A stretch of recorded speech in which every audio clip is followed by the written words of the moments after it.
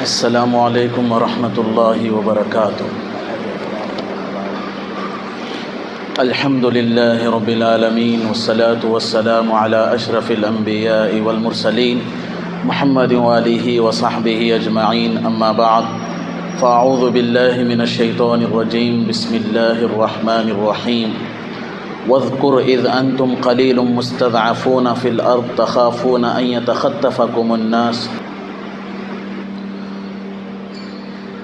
وقال النبی صلی اللہ علیہ وسلم لا یؤمن احدکم حتی اکون احب الیہ من والدہ وولدہ والناس اجمعین، او کما قال علیہ الصلاۃ والسلام۔ میرے محترم بزرگوں اور عزیز ساتھیوں، اللہ تبارک و تعالیٰ کا بے انتہا فضل و کرم ہے کہ اللہ تعالیٰ نے ہم تمام کو جمعہ کی مجلس میں بیٹھنے کی توفیق عطا فرمائی۔ حاضرین گرامی، سیرت النبی صلی اللہ علیہ وسلم کا جو عنوان پچھلی جمعہ میں شروع ہوا تھا، وہ پہنچا تھا حضور علیہ الصلاۃ والسلام کو حضرت حلیمہ سعدیہ نے دودھ پلانے اور تربیت کرنے کی غرض سے قبیلہ بنو سعد کو لے کر چلی گئی تھی۔ یہاں تک ہمارا واقعہ ہوا تھا، یہاں تک ہماری بات ہوئی تھی۔ اب اس کے بعد سیرت کا پہلو آگے بڑھے گا۔ جیسے ہی حضرت حلیمہ سعدیہ رضی اللہ تعالی عنہا حضور صلی اللہ علیہ وسلم کو لے کر قبیلہ بنو سعد کو چلی گئیں، تو وہاں قبیلہ بنو سعد کے ہر گھر میں مشک کی خوشبو آنے لگی۔ حضور علیہ السلام کی برکت سے مشک کی خوشبو آنے لگی، اور جن بکریوں کے تھنوں میں دودھ نہیں تھا ان کے تھنوں میں دودھ آنے لگا۔ حضرت حلیمہ سعدیہ کے گھر میں خوب خیر و برکت شروع ہو گئی۔ لوگ پوچھنے لگے خیر و برکت کہاں سے آ رہی ہے؟ حضرت حلیمہ فرماتی کہ جب سے اس بچے کو گود میں لیا ہے، جب سے اس بچے کو تربیت کی خاطر لیا ہے، تب سے برکت آنے لگی ہے۔ اللہ تعالیٰ سورہ سوہا کے اندر ارشاد فرماتے ہیں، الم یجدک یتیما فآویٰ، ہم نے آپ کو یتیم پایا اور آپ کو جمع دیا، آپ کو پناہ دی۔ حقیقت میں حضور علیہ السلام کو اس طرح یتیم رکھنے کی ایک بہت بڑی حکمت ہے۔ حکمت یہ ہے کہ جب حضور کی والدہ کے بطن مبارک میں آپ کے پیٹ میں تھے تو اسی وقت والد کا انتقال ہو گیا۔ جیسے ہی حضور علیہ الصلاۃ والسلام 6 سال کی عمر کو آئے، والدہ کا بھی انتقال ہو گیا۔ جیسے 8 سال کی عمر آئے، حضرت دادا عبد المطلب کا بھی انتقال ہو گیا۔ جیسے ہی جوانی کی عمر کو پہنچے، چچا ابو طالب کا بھی انتقال ہو گیا۔ اس لیے حضور کو کہتے ہیں در یتیم۔ آپ یتیمی کی حالت میں پیدا ہوئے، بڑھنے لگے تو آپ کسی کا سہارے کی محتاج ہی نہیں بنے، آپ کو کسی کے سہارے کی ضرورت نہ پڑی۔ وہ ایک سب سے بڑا پیغام اس لیے ہے کیوں حضور علیہ الصلاۃ والسلام اگر سہارے کے ساتھ زندگی گزار دیتے تو آگے چلنے والے لوگ یہ کہتے سہاروں والی زندگی گزار کر اللہ کے سہارے کی بات کر رہے ہیں۔ ایک اللہ کے سہارے کی بات کر رہے ہیں، کئی سہاروں میں آپ نے خود زندگی گزاری۔ اس لیے اللہ نے کسی کے سہارے کا محتاج ہی نہیں بنایا حضور کو۔ اللہ تعالیٰ فرماتے ہیں تم یتیم تھے، ہم نے تم کو نجات دی، ہم نے تم کو پناہ دی۔ تم غربت کے گدھے میں پیدا ہوئے، تم کو ہم نے مکے کا فاتح بنایا۔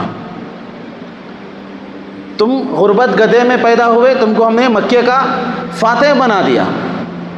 اور ساتھ ہی ساتھ یہ بھی میں عرض کر دوں، حضور صلی اللہ علیہ وسلم جب قبیلہ بنو سعد میں تھے، ایک مرتبہ کا واقعہ یہ ہوا کہ حضرت حلیمہ سعدیہ نے اپنی بیٹی شیمہ سے کہا کہ تم بہت زیادہ وقت ہو چکا ہے، بکریوں کو لے کر چرانے کے لیے جاؤ۔ بکریاں کثیر تعداد میں تھیں، تو بیٹی نے کہا کہ میں اکیلی کیسے جا سکتی ہوں، کسی کو ساتھ میں آپ کر کے بھیج دو تاکہ میں زیادہ بکری کو چرا سکوں، ان کی دیکھ ریکھ کر سکوں۔ تو حلیمہ سعدیہ نے فرمایا کہ آپ کے والد تو بزرگوار ہیں، بوڑھے ہو چکے ہیں، وہ آپ کے ساتھ نہیں آ سکتے، میں بھی خود بوڑھی ہو چکی ہوں، میں بھی تمہارے ساتھ نہیں آ سکتی۔ تو حضرت شیمہ یعنی جو حضرت حلیمہ سعدیہ کی بیٹی ہیں، انہوں نے کہا کہ یہ جو گود کا بچہ ہے، اگر مجھے ان میرے ساتھ میں بھیج دو تو میں اس کی بھی حفاظت کروں گی، میں بکریوں کی بھی حفاظت کروں گی۔ تو حضرت حلیمہ نے پوچھا کہ ذرا کھل کے بتاؤ، مجھے کوئی بات سمجھ میں نہیں آ رہی۔ جو لڑکی پوری بکریوں کو نہیں سنبھال سکتی، وہ دودھ پیتے بچے کو بھی سنبھالے اور بکریوں کو بھی سنبھالے۔ تو حضرت شیمہ جو حضرت حلیمہ سعدیہ کی بیٹی تھی، انہوں نے فرمایا کہ میں اس لیے بچے کو مانگ رہی ہوں، جب میں گود میں بٹھا کے بکریوں کو چرانے کی کوشش کروں گی تو بادل کے سائے میرے سر کے اوپر آ جاتے ہیں، اور عرب کی دھوپ، بادل کے سائے میرے سر کے اوپر آ جاتے ہیں، میں جہاں جہاں جاتی ہوں بچے لے کر وہاں چھاؤں آ جاتی ہے۔ دوسری بات، مسافروں میں جو بہت سارے پڑھے لکھے لوگ آتے ہیں، وہ حضور علیہ السلام کے چہرے کو دیکھ کر بڑی میاں محبت کرتے ہیں، ان کو بوس و کنار کرتے ہیں۔ تیسری بات یہ ہے کہ جب بکریاں چر کر واپس آ جاتی ہیں تو میرا ارد گرد گھوم جاتی ہیں، بیٹھ جاتی ہیں، حضور کا دیدار کرتی ہیں۔ میں اس لیے بچے کو مانگ رہی ہوں۔ حضور کا تو بڑا حسن و جمال ہے، کوئی منظر اچھا نہیں لگتا، اب تو دل کہیں نہیں لگتا۔ چاند کو بھی بہت غور سے دیکھ لیا، چاند کو بھی بہت غور سے دیکھ لیا، چاند بھی حضور سے کوئی حسین نہیں لگتا۔ وَأَحْسَنُ مِنْكَ لَمْ تَرَ قَطُّ عَيْنِي وَأَبْيَضُ مِنْكَ لَمْ تَلِدِ النِّسَاءُ وَأَجْمَلُ مِنْكَ لَمْ تَلِدِ النِّسَاءُ خُلِقْتَ مُبَرَّأً مِنْ كُلِّ عَيْبٍ كَأَنَّكَ قَدْ خُلِقْتَ كَمَا تَشَاءُ۔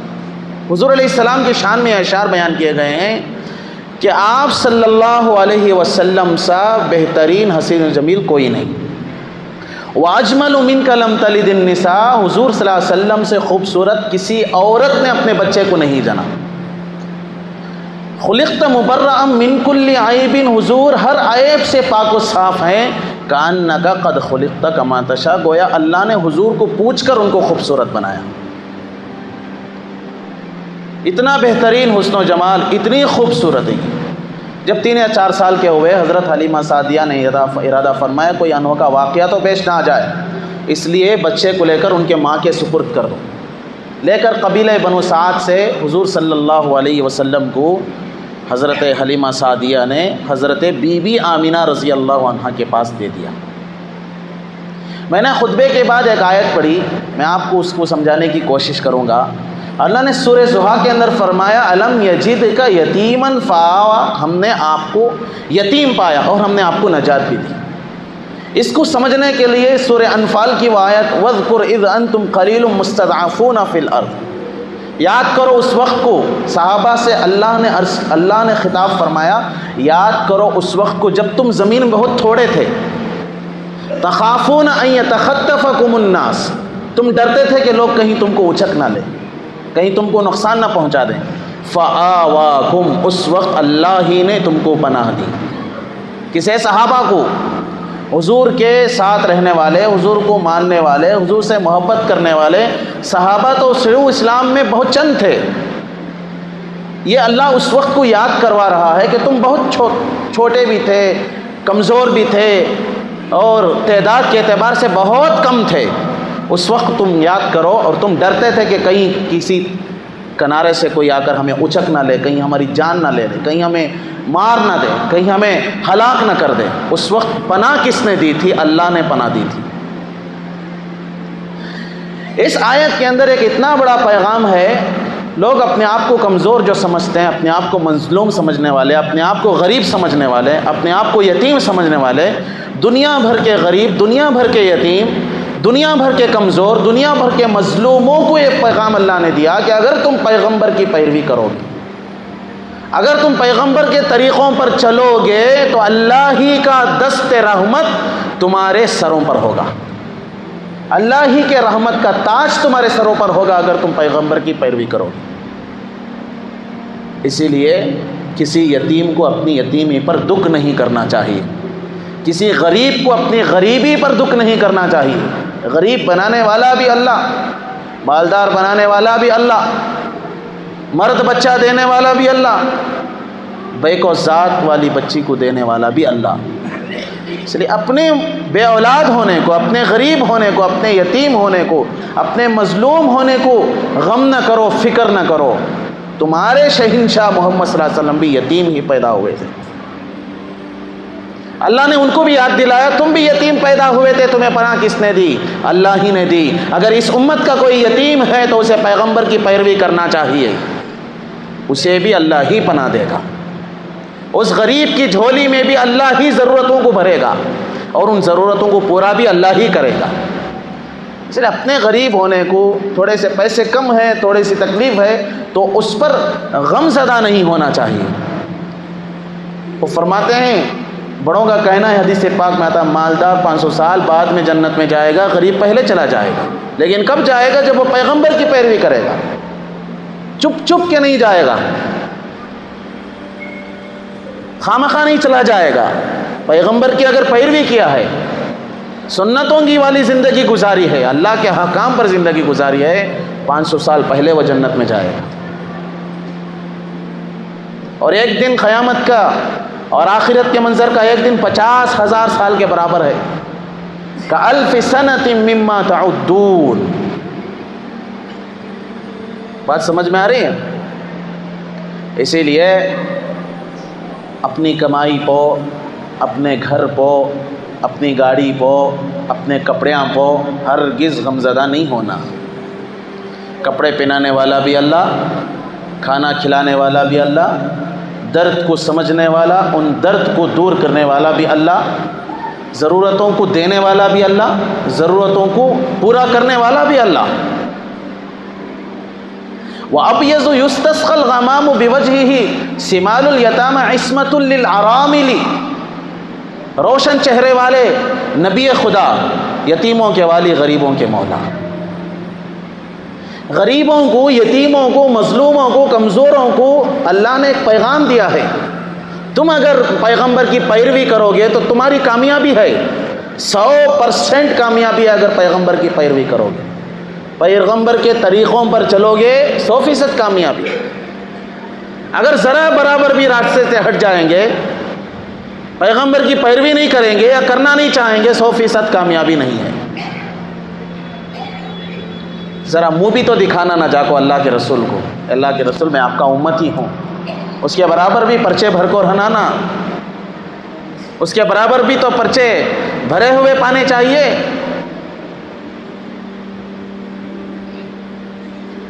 ہمارے طریقے، ہمارا لباس کا طریقہ، ہمارے سر کی کٹنگ کا طریقہ، ہمارے چہرے، ہمارے کپڑے، ہمارے چلنے پھرنے کا طریقہ، ہماری بات چیت کا طریقہ آج کس کا ہے؟ کیا بیائی ہی نبی اکرم صلی اللہ علیہ وسلم کے اخلاق والا ہے یا کسی اور کا ہے؟ محبت نبی سے ہے، عشق نبی سے ہے، نبی کی شفاعت چاہیے، نبی کی دعاؤں میں حصہ چاہیے، لیکن طریقے نبی کے طریقوں سے محبت نہیں ہے۔ امتی کئی کو بولے حضور، کیوں بولے امتی؟ میرا امتی کیوں بولے؟ میرا امتی کیوں بولے؟ اس لیے کہ ان کو نبی کی پیروی کرنا ہے، نبی کے طریقوں پر چلنا ہے۔ کیا کسی کو ٹوپی ڈالنے پہ روک ہے؟ کیا کسی کو امامہ باندھنے پہ زبردستی ہے؟ کیا کسی کو سنت والا لباس پہننے میں روک ہے؟ کیا کسی کو داڑھی چھوڑنے میں روک ہے؟ کیا کسی کو مسواک کرنے میں روک ہے؟ ہمارے جیب میں پیسوں کے لیے جگہ ہے، ہمارے جیب میں پین کے لیے جگہ ہے، ہمارے جیب میں موبائل کے لیے جگہ ہے، لیکن مسواک کے لیے جگہ نہیں ہے۔ سنتوں سے اتنی محبت ہونا، اور وہ محبت ثابت بھی ہوتی ہے عمل کرنے سے۔ جتنا سنتوں پہ عمل کریں گے اتنا عملی زندگی میں سنتیں زندہ ہوگی، اور جب یہ سنتیں ہماری زندگی میں زندہ ہوگی کامیابی کے راستے ملیں گے۔ اور سنت پر عمل کرنے کے لیے پیسہ نہیں لگتا، بس عمل لگتا ہے، عمل کرنا چاہیے۔ اور یہی بات اللہ نے سمجھائی، قُلْ إِن كُنتُمْ تُحِبُّونَ اللَّهَ فَاتَّبِعُونِي، اللہ سے محبت ہے تو میری اتباع کرو، میری پیروی کرو، یعنی اللہ کے رسول کی پیروی کرو۔ حضور نے فرمایا اگر تم اللہ سے محبت کرتے ہو تو میری پیروی کرو، یقیناً اگر میرے بتائے ہوئے راستوں پر چلو گے تو تمہیں اللہ بھی ملے گا، رسول بھی ملے گا۔ یحببکم اللہ ویغفر لکم ذنوبکم، اگر تم میرے راستوں پر چلو گے تو تم سے اللہ بھی محبت کرے گا، تمہارے گناہوں کو معاف کر دے گا۔ تم میرے راستے پر چلو، ایک ایک سنت کو جان جان کر عمل کرنے کی کوشش کرو، ایک ایک سنت پر عمل کرنے کی کوشش کرو، ایک ایک سنت پر چلنے کی کوشش کرو۔ داڑھی رکھے ہیں، اسے عار نہ سمجھو، یہ میرے نبی کی محبت ہے، اسے عار نہ سمجھو۔ داڑھی رکھے ہیں، اسے کمزوری نہ سمجھو، اسے کم نہ سمجھو، یہ میرے نبی نے رکھی اس لیے میں نے بھی رکھی ہے۔ یہ میرے لیے بڑے فخر کی بات ہے، شرم کی بات نہیں ہے۔ میرے نبی کی بھی داڑھی تھی اس لیے میں نے بھی داڑھی چھوڑی ہے۔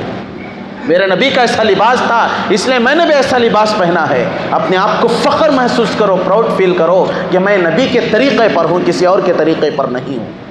یہود و نصارہ کے طریقے پر اللہ نے نہیں رکھا ہے، اللہ نے مجھے میرے نبی کے طریقے پر رکھا ہے۔ اس بات پر تم کو فخر کرنا چاہیے، اور یہی طریقہ تمہیں جنت میں لے کے جائے گا، یہی طریقہ تمہیں حوض کوثر پلائے گا، یہی طریقہ تمہیں نبی کی شفاعت اور سفارش کو نصیب کرے گا، اور یہ طریقہ ہے نبی اکرم صلی اللہ علیہ وسلم کا۔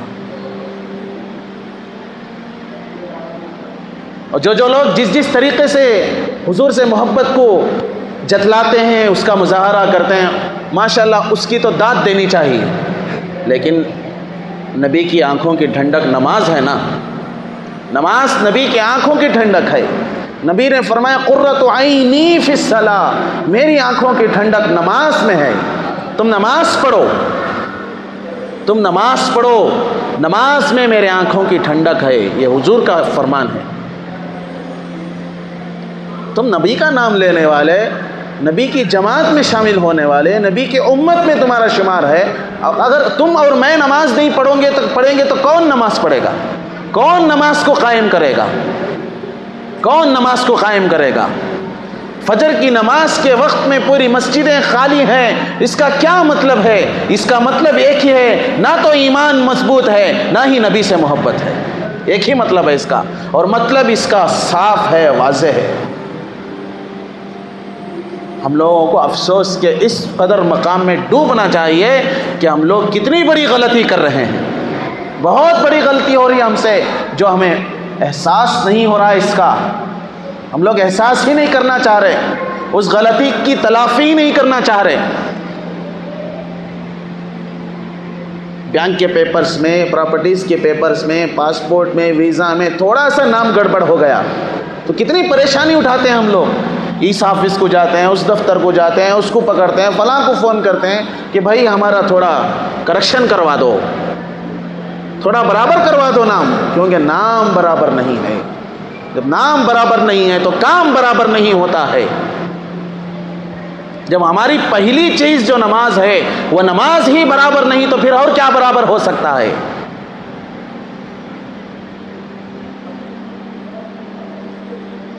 آدمی اچھا سا گھر بناتا ہے، وہ اس لیے بناتا ہے تاکہ اسے آرام و سکون والی زندگی میسر ہو۔ کیوں بناتا ہے بھائی گھر؟ اچھی اینٹیں ڈالتا ہے، اچھا سا پلاسٹنگ کرواتا ہے، اچھی سی دیواریں بناتا ہے، اچھا سا اوپر سے سیلنگ کرواتا ہے، اچھی سی فین لگاتا ہے، اچھی سی لائٹ لگاتا ہے، ہو سکے تو اس کی طاقت میں تو وہ اے سی فٹ کرواتا ہے۔ وہ کیوں کرواتا ہے؟ وہ اس لیے کرواتا ہے تاکہ وہ 10 منٹ 15 منٹ یا آدھا گھنٹہ جب اپنے گھر میں جا کر آرام سے اپنی بیوی کے سامنے بیٹھے، اپنے بچوں کے سامنے بیٹھے، تو کم سے کم تھوڑی سی راحت اسے ملے، ہے نا بھائی؟ ایسا ہی ہے نا؟ خبر میں بھی ایسے نیند سونا چاہنا ہے نہیں چاہنا؟ خبر کے اندھیرے گڑھے میں بہت اندھیرا ہوتا ہے، اتنا اندھیرا کہ جہاں نہ آپ کی بیٹری کام آتی ہے، نہ آپ کا ٹارچ، نہ آپ کا چراغ کام آتا ہے، نہ سورج کی روشنی وہاں تک پہنچ سکتی ہے۔ اس بات کو ہمیشہ یاد رکھنا، اللہ نے جس سورج کو پیدا فرمایا اس کی اتنی بڑی طاقت ہے کہ بڑے بڑے اندھیروں میں بھی کچھ نہ کچھ اجالے نظر آ جاتے ہیں، لیکن خبر تنہائی کا ایک ایسا گڑھا ہے جہاں پر سورج کی روشنی بھی نہیں پہنچ پاتی۔ 6-3 کی فاصلے میں، بس 6 اور 3 نیچے سے کتنا بھائی؟ ایک 5-6 ہوگا یا 10 ہوگا، 10 گز 5 گز کے اندر سورج کی روشنی نہیں پہنچ پا رہی ہے۔ اب ایسے تنہائی کے گڑھے میں نہ کوئی دوست ہمارے ساتھ آرام کر رہا ہے، نہ بیوی کو تک وہاں پر سونے کی اجازت ہے، نہ ماں کو وہاں پر بازو میں کم سے کم اسے امید دے لینے کی اجازت ہے، نہ باپ کو سونے کی اجازت ہے۔ اکیلے تنے تنہا اس خبر کے گڑھے میں سونا ہے، وہاں پر روشنی کیسے لے کے آؤ گے؟ وہاں پر راحت کیسے لے کے آؤ گے؟ وہاں پر ہوا کیسے چلاؤ گے؟ یہ تو کم سے کم سوچو نا بھائی۔ اتنا کم سے کم اگر دل کے اندر اتر گئی نا بات، تو ضرور آپ کی نماز نہیں چھوٹے گی۔ اگر اتنی بات سی بھی اگر اتر گئی نا، گھر والی اگر مثال آپ لے لیں، خبر والی مثال کو جمع کر دے گے، ہمارا کمرہ کتنا پیارا ہے، ہمارا بستر کتنا نرم ہے، اور بستر کے اوپر چلنے والی فین کتنی تیزی سے چل رہی ہے، اور ہمارا کولر کتنا اچھا کام کر رہا ہے، اور ہماری کمبل، ہماری رضائی کتنی نرم ہے، کتنی مضبوط ہے، اسے اوڑھ کر سوتے سوتے نیند کرنے کتنا مزہ آ رہا ہے۔ اس سے بھی زیادہ مزہ آئے گا اگر تم نماز پڑھ لو گے تو۔ خبر کے اندھیری رات میں تمہیں اجالے ملیں گے، تمہاری کروٹیں صحیح ہو جائیں گی، خبر کے فرشتے تمہیں ماریں گے نہیں، کیونکہ تم نمازی تھے، تم اس سرزمین میں چلتے پھرتے نمازی تھے، اس سرزمین میں چلتے پھرتے محمد صلی اللہ علیہ وسلم کے طریقوں پر چلنے والے تھے، اس لیے فرشتوں کے ڈنڈے بھی تمہیں نہیں پڑیں گے۔ اگر وہاں کی تنہائیوں میں تمہیں اگر اجالوں کی ضرورت ہے، راحت والی نیند کی ضرورت ہے، سکون اور چین والی زندگی کی ضرورت ہے، تو یقیناً تمہاری نماز نہیں چھوٹنی چاہیے، ایک وقت کی نماز میں۔ جمعہ پڑھ کر اپنے ایمان کو مضبوط کوئی نہیں کر سکتا، صرف جمعہ پڑھ کر نہیں کر سکتا، ایک وقت 2 وقت کی نماز پڑھ کر نہیں کر سکتا، 5 وقت اللہ نے فرض کیے، 5 وقت تم کو پڑھنا ہی ہے۔ اور اسی نماز کے بارے میں حضور صلی اللہ علیہ وسلم نے ارشاد فرمایا، قرۃ عینی فی الصلاۃ، میری آنکھوں کی ٹھنڈک نماز میں ہے، تم نمازی بن جاؤ۔ ایک صحابیہ ہے، ای العمل افضل، یا رسول اللہ اسلام میں سب سے افضل عمل کیا ہے؟ حضور صلی اللہ علیہ وسلم نے ارشاد فرمایا، الصلاۃ علی وقتها، صرف نماز نہیں فرمایا، نماز وقت پر پڑھو یہ افضل عمل فرمایا، صرف نماز نہیں فرمایا۔ اگر صرف نماز فرماتے تو امام کے پیچھے کوئی نماز ہی نہ پڑھتا، جماعت والی کوئی نماز ہی قائم نہ کرتا اگر نماز فرماتے تو۔ حضور نے فرمایا وقت پر نماز پڑھو، وقت پر تمہاری قریبی مسجد کو چلے جاؤ، اسے آباد کرو، وقت پر تم نماز پڑھو گے تمہارے نکاح وقت پر ہوں گے، وقت پر تم نماز پڑھو گے تمہارے گھر کے کام و کاج وقت پر ہو جائیں گے، تم وقت پر نماز پڑھو گے تمہاری بیٹی کی ڈولی وقت پر اٹھ جائے گی، تم وقت پر نماز پڑھو گے تمہاری دکان میں وقت پر گراہک آئیں گے، تمہیں خوب خیر و برکت حاصل ہوگی، تم وقت پر نماز پڑھو گے تمہارے دنیا کی جتنی بھی مشکلات ہیں وہ وقت پر ختم ہو جائیں گے۔ تم وقت پر نماز تو پڑھو، نماز پڑھو پیسہ نہیں لگتا، نماز پڑھو ڈپازٹ نہیں لگتی، نماز پڑھو کوئی محنت نہیں لگتی، نماز پڑھو کوئی مزدوری کرنا نہیں پڑتا، نماز پر آ جاؤ تم۔ اتنی بڑی اہمیت، اسی لیے حضور نے فرمایا قرۃ عینی فی الصلاۃ، میرے آنکھوں کی ٹھنڈک اگر تم چاہتے ہو، ایک امتی ہونے کے خاطر تم چاہتے ہو تو تم نمازی بن جاؤ۔ غشی کی حالت ہے حضور کو، نماز نہیں چھوڑے، بیماری کی حالت ہے نماز نہیں چھوڑے، سر میں درد ہے نماز نہیں چھوڑے، بخار ہے نماز نہیں چھوڑے۔ اور ہم لوگوں کی زندگی پہ افسوس ہے کہ ہمیں بستر بہت اچھے لگ رہے ہیں، بستر اچھے لگ رہے ہیں، کمرہ اچھا لگ رہا ہے، بچوں کا رونا دھونا اچھا لگ رہا ہے، چھوٹے چھوٹے بہانے پہ ہم لوگ نماز چھوڑ رہے ہیں۔ نماز کی کتنی بڑی اہمیت آپ سمجھنے کی کوشش کریں، نماز ہی کا پہلا حساب ہوگا قیامت کے دن، میدان محشر میں نماز ہی کا حساب ہوگا۔ اگر فجر چھوڑنے والا ہے، ظہر چھوڑنے والا ہے، ایک نماز کے چھوڑنے پر دوسری نماز طرف فرشتہ مارے گا، ایک فرشتہ نماز، بے نمازی کے لیے ایک فرشتہ مقرر ہے، وہ جتنی نمازیں چھوڑے گا اتنی نمازوں تک وہ مارتا رہے گا، وہ پیٹتا رہے گا، وہ ڈنڈے مارے گا، وہ ڈنڈے مارے گا، اور دنیا میں واپس آنے کی کوئی جگہ نہیں۔ ربنا ابصرنا وسمعنا فرجعنا نعمل صالحا انا موقنون، ہم کہیں گے اللہ ہم نے سن لیا، ہم نے تیرے اس وحشتناک منظر کو دیکھ لیا، یا اللہ فرشتوں کے ڈنڈوں کو بھی دیکھ لیا، یا اللہ پڑتی مار پر ہونے والی تکلیف کو بھی دیکھ لیا، اور ہم نے سن لیا تیری آوازوں کو، تیری فرشتوں کے ڈنڈوں کو، اب واپس ہمیں دنیا میں پہنچا دے، نعمل صالحا، تاکہ ہم اچھے اعمال کر کے آ جائیں، یا اللہ واپس پہنچا دے تاکہ ہم پھر سے نماز پڑھ کے آ جائیں، یا اللہ واپس پہنچا دے تاکہ پھر سے ہم دھوکے بازی سے بچ کر آ جائیں، یا اللہ واپس پہنچا دے تاکہ ہم جھوٹ بولنے سے بچ جائیں، یا اللہ واپس پہنچا دے تاکہ سچے پکے امتی بن کے آ جائیں۔ نعمل صالحا انا موقنون، ہمیں یقین ہو چکا ہے تیری اس قدرت کا۔ بات کو سمجھ میں آ رہی ہے نا؟ اگر بات سمجھ میں آ رہی ہے، ابھی اس جمعہ سے ارادہ کریں زندگی میں ہماری ایک نماز بھی نہیں چھوٹنے چاہیے۔ اسی کو فرمایا حضور نے قرۃ عینی فی الصلاۃ، میری آنکھوں کی ٹھنڈک نماز میں ہے۔ خیر حضور صلی اللہ علیہ وسلم کو حضرت حلیمہ سعدیہ رضی اللہ تعالی عنہا نے بنو سعد قبیلے سے لے کر حضرت بی بی آمینہ کے گود میں لا کر رکھ دیا۔ حضرت بی بی آمینہ حضور کی 6 سال کی عمر میں انتقال کر گئیں۔ 8 سال کی عمر میں دادا عبد المطلب انتقال کر گئے۔ جب جوانی پر پہنچے تو ابو طالب آپ صلی اللہ علیہ وسلم کے چچا بھی انتقال کر گئے۔ اللہ نے اپنے نبی کو کسی کا محتاج نہیں بنایا، اور آپ بھی اپنے آپ کو کسی کا محتاج مت بنانا۔ اللہ کے بعد جس ہستی کا درجہ ہے اللہ نے اس کو کسی کا محتاج نہیں بنایا۔ آپ اور میں حضور کے امتی ہیں، ہم بھی کسی کے محتاج نہیں ہوں گے۔ اللہ جیسا رکھا ہے، جتنے میں رکھا ہے، جیسے رکھنا چاہتا ہے اسی پر ہم اللہ کے شکر گزار ہیں، اور اسی پر اللہ تعالیٰ کے اوپر ہم راضی ہیں۔ اللہ تو جیسے رکھا ہے الحمدللہ۔ بس ہمارا کام ہے کہ اللہ نے جیسا ہمیں حکم دیا ہے اس طریقے سے ہم اللہ کے بن جائیں۔ سجدہ کیوں رکھا ہے نماز میں اللہ نے؟ وہ اس لیے رکھا ہے جب ایک انسان اپنے آپ کو اشرف کہتا ہے، وہ سجدے میں جاتا ہے تو پھر اللہ ہی کے لیے جاتا ہے، اللہ سے بڑھ کر کچھ بھی نہیں ہے۔ خیر قبیلہ بنو سعد سے لے کر حضور صلی اللہ علیہ وسلم کو حضرت بی بی آمینہ کے گود میں رکھا، اس کے بعد ماں کا بھی انتقال ہوا، اس کے بعد چچا، اس کے بعد عبد المطلب حضرت ان کے دادا کا بھی انتقال ہوا، اس کے بعد حضور کے چچا کا بھی انتقال ہو گیا۔ آپ جوانی کی عمر کو پہنچے، حضور صلی اللہ علیہ وسلم کو اللہ تعالیٰ نے مکے کو فتح کرنے کی دولت عطا فرمائی۔ مکہ فتح ہوا، مکہ فتح ہونے کے بعد ایک جنگ واقع ہوئی، اسے کہتے ہیں غزوہ حنین۔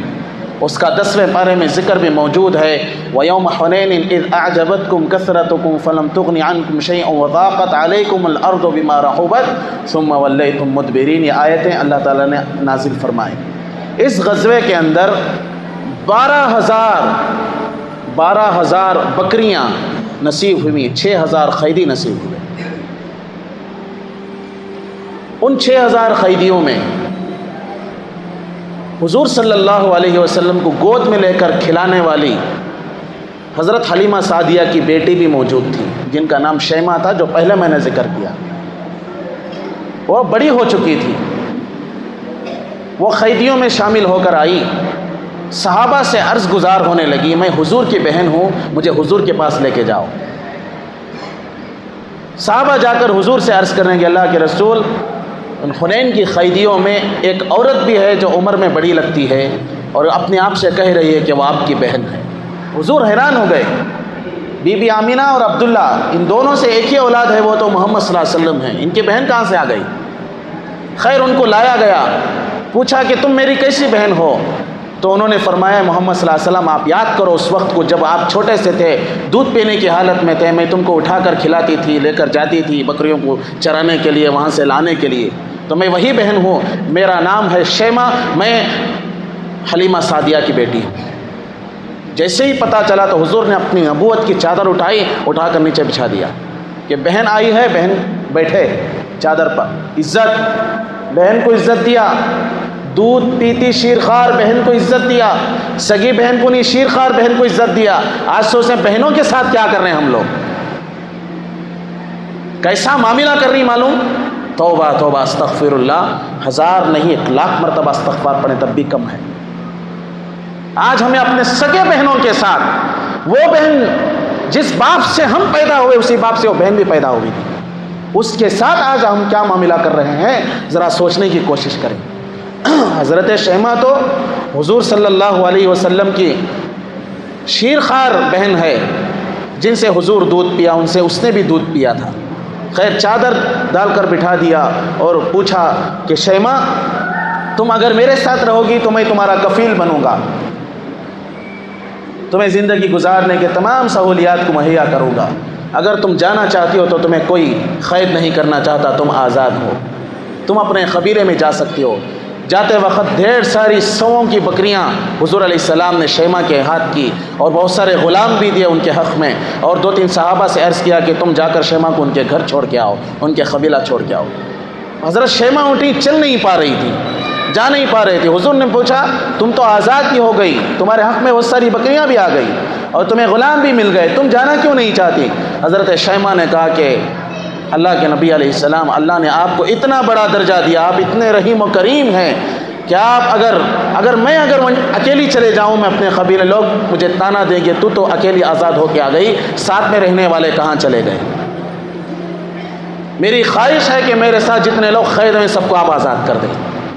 حضور علیہ السلام نے بہن کی ایک ہی بات پر آزاد کر دیا، قید شدہ غلاموں کو آزاد کر دیا، اور ساتھ میں قبیلے کے ساتھ میں بھیج دیا۔ بات سمجھ میں آ رہی؟ پراپرٹی تقسیم ہو رہے چرینگا، کیا کی وراثت کے حصے والد صاحب لکھے تھے چرینگا، بان کیا کی اڑی دو اڑی پوچھی رہنگا، فرق نہیں پڑتا دینے میں، کیا بھی فرق نہیں پڑتا، دل بڑا ہونا چاہیے، دے دو کوئی فرق نہیں پڑتا، اللہ تمہیں دے دے گا۔ شیر خان بہن دودھ پیتی بہن کو اللہ کے رسول علیہ السلام نے غلاموں کو آزاد کر کے بھیج دیا، جاؤ تم آج سے آزاد ہو۔ میری بہن کی ایک زبان کافی ہے، اتنی اڑی جگہ کو ایک اڑی جگہ کو ہمیں سالہ لڑ رہی، کیا فائدہ نہیں، کیا بھی فائدہ نہیں۔ سر کے بال اجلے ہو گئے، داڑھی کے بال سفید ہو گئے، جبڑوں کے داڑھ اور دان جھڑ گئے، نہ خود چبا سکتے ہیں، نہ خود کھا سکتے ہیں، نہ خود ہاضمہ کر سکتے، پھر بھی بہنوں سے کدورت، حسد، بغض، عداوت، اس کے حصے میں ذرا زیادہ آگاہ رہیں گا، ددا لو، کیا بھی ہوتا ہے، ددا لو۔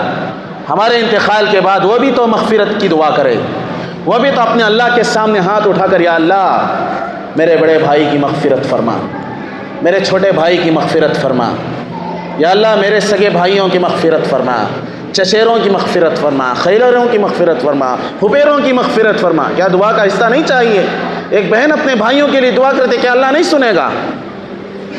ارحموا من فی الارض یرحمکم من فی السماء، تم زمین والوں پر رحم کرو، تمہیں وہ رحم کرے گا جو آسمانوں کا بھی خدا ہے۔